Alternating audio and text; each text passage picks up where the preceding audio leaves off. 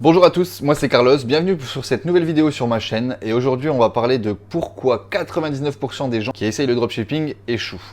Si tu veux voir pourquoi et ne pas reproduire les mêmes erreurs pour toi à l'inverse y arriver, n'hésite pas, cette vidéo elle est faite pour toi. Si tu veux regarder ma chaîne depuis le début, j'ai commencé mon dropshipping en même temps que j'ai commencé cette chaîne. C'est assez intéressant pour tous les débutants, donc je vous conseille d'aller voir, c'est complet. D'ailleurs les gars, n'oubliez pas, il y a un mot caché dans cette vidéo qui vous permet de gagner 50 € pour vos premiers tests publicitaires ainsi que d'autres cadeaux supplémentaires. Donc n'hésitez pas, si vous trouvez ce mot, à l'inscrire dans les commentaires.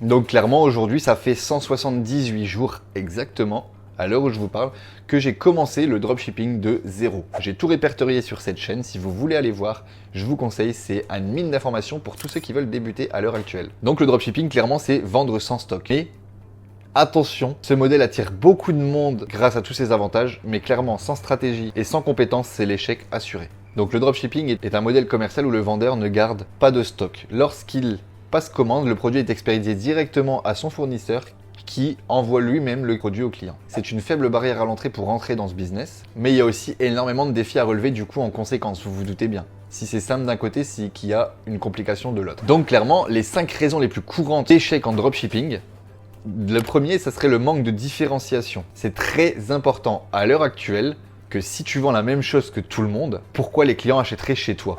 Ça, c'est vraiment une question qu'il faut se poser. Il faut apporter une valeur ajoutée à ton produit, à ton site, à ton marketing, à ton offre.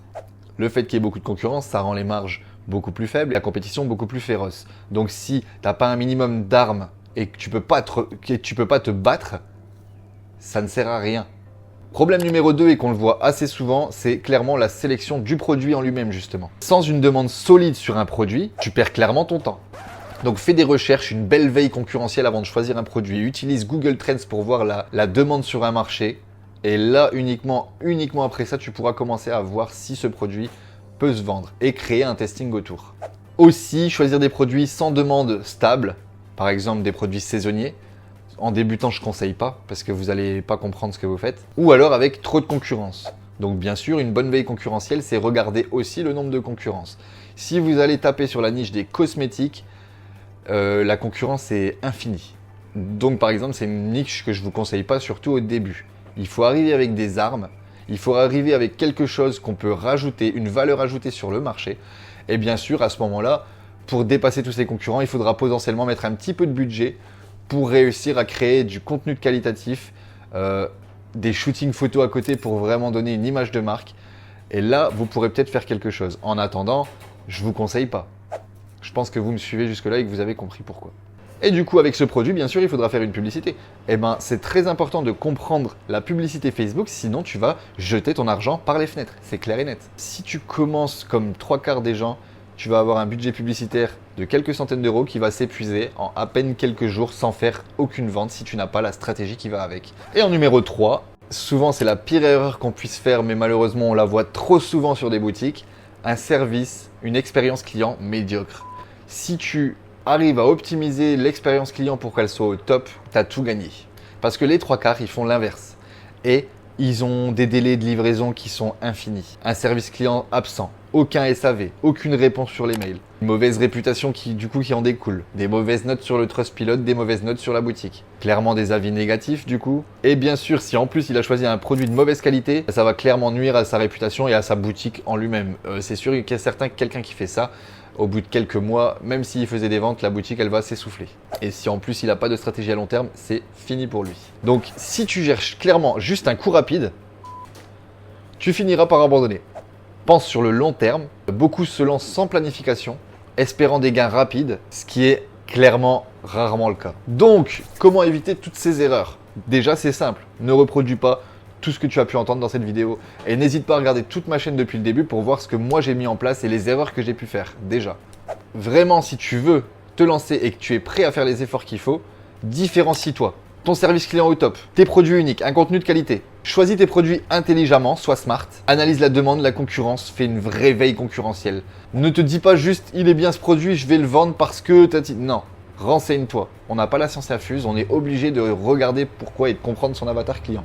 Et bien sûr, avant tout, je te conseille un produit sur le long terme, c'est-à-dire un produit evergreen. Ça veut dire qu'il peut se vendre toute l'année. Si vous vendez des pistolets à eau, vous vous doutez bien que ça sera que l'été. Il faut trouver un produit qui a un potentiel de vente toute l'année sans essoufflement. Donc encore une fois, pour éviter ces erreurs, je vous conseille toujours de tester, analyser, ajuster vos stratégies publicitaires. Donc bien sûr, pour ça, il faut s'être formé avant.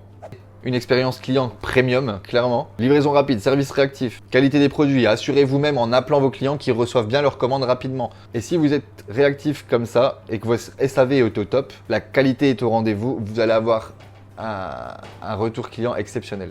Et bien sûr, en point très important, la planification à long terme. Si vous faites des tests mais que vous ne savez pas vers où vous allez pour la suite, établissez clairement des objectifs clairs. Développez une stratégie et soyez prêt à vous adapter aux évolutions de marché tout le temps. D'ailleurs les gars, s'il vous plaît, lâchez un petit like sur la vidéo.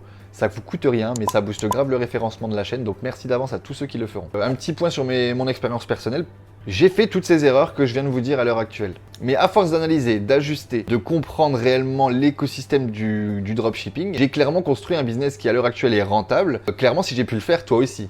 J'ai pas l'inscience infuse, je suis pas plus intelligent qu'un autre, juste je bosse et je suis concentré, je suis déterminé, c'est tout. Si tu as ces capacités et ces qualités-là, vas-y, fonce. Clairement, si je peux rajouter quelques petits points supplémentaires pour vraiment optimiser tout ça, je donnerai pas beaucoup plus de conseils parce que si vous faites déjà cette base et que vous vous concentrez sur ça, vous allez y arriver. Mais j'aurais rajouté d'optimiser son site tout le temps en conséquence des résultats qu'on a sur le mois. Ça permet d'augmenter le taux de conversion, etc. Si vous faites quelque chose de propre, toujours en appelant vos clients pour savoir exactement ce qui a freiné l'achat ou ce qui a à l'inverse poussé à l'achat. Et ça, c'est à chaque étape que vous passez en scaling. Si vous êtes à 200 € par jour, vous le faites une première fois. Si vous êtes à 1000 € par jour, vous le refaites. Si vous passez le cap des 3 à 4 000 € par jour, vous le refaites. Vous rappelez vos clients encore.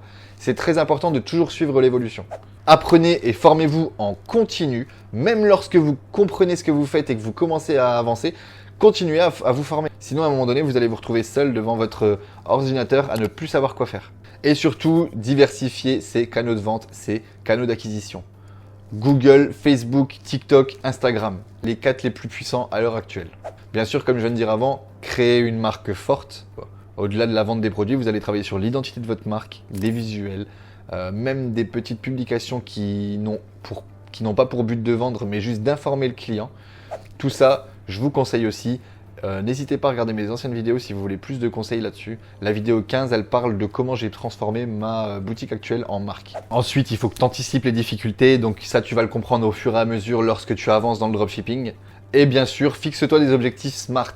Celui qui me sort alors qu'il vient de commencer, qui veut faire 50 000 € par mois, bon, il faut qu'il redescende un petit peu quand même. Donc il faut que tu te donnes des objectifs mesurables, atteignables, qui vont te faire passer des paliers et qui vont te motiver.